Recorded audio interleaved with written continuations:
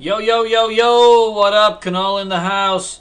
Hope you all had a great Sunday. It's time to get back to work. Nice week in the markets overall with the S&P up nearly 4% for the week. After coming back and testing, this 1400 level support, we had a huge ramp up on this fiscal cliff closure, at least for the next couple months. And we're smack dab at yearly highs. The Russell 2000 has broken out to all-time highs and is definitely leading the way, which is something that we want to see, is the small caps leading the way. Now the S&P is just right under yearly highs.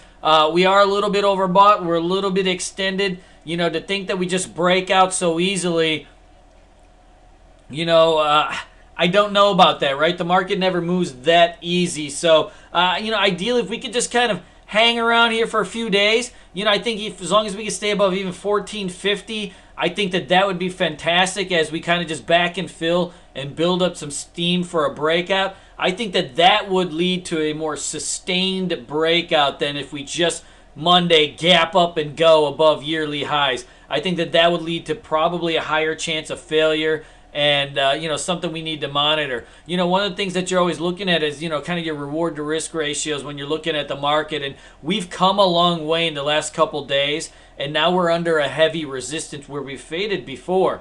And so we need to really be cognizant of the fact that even though the market looks good and has been acting good, we've come a long way, and our potential upside till we break out is still minimal, and so now we got to be a little bit more cautious. But a lot of stocks still looking good, and we'll keep trading till the signal tells us otherwise.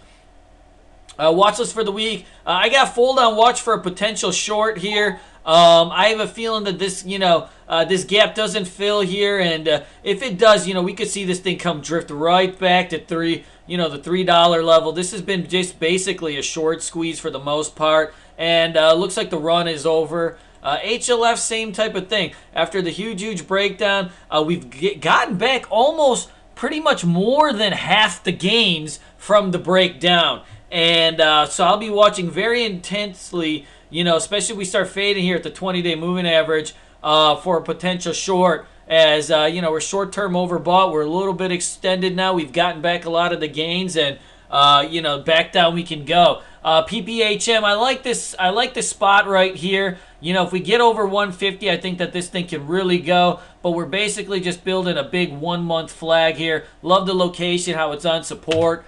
MITK, I've been stalking this one too. I think that this one does hit the 200-day moving average, but we can see here we just overall a nice big flag.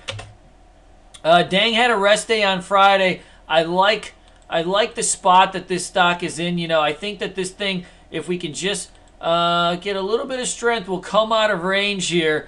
And, we could get a nice pop to $5 or so. It's coiled up for a run.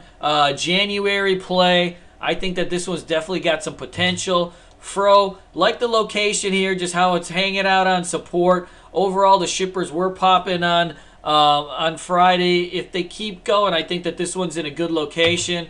PRMW, this is another stock that's been really beaten down here. It was a $7 stock just a year ago.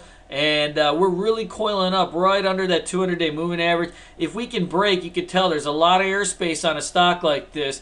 And day traders will chase this bad boy. Rediff, good look here. I like both Rediff and SIFI for swings here. If it can just hang out over above 3, I think that this one's got a chance.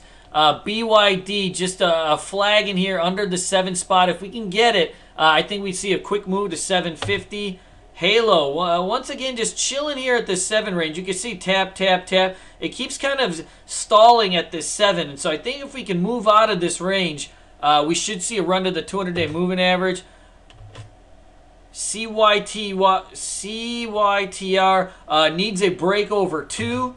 Vivis, I like the location on this one too. I think it probably needs to get over 14 to really make a move. But if I get the signal, with a great intraday setup, I'll preempt this one as it's bottomed out now for now. And then FIO, just resting on support, break of Friday's lows will probably be a good short on this one.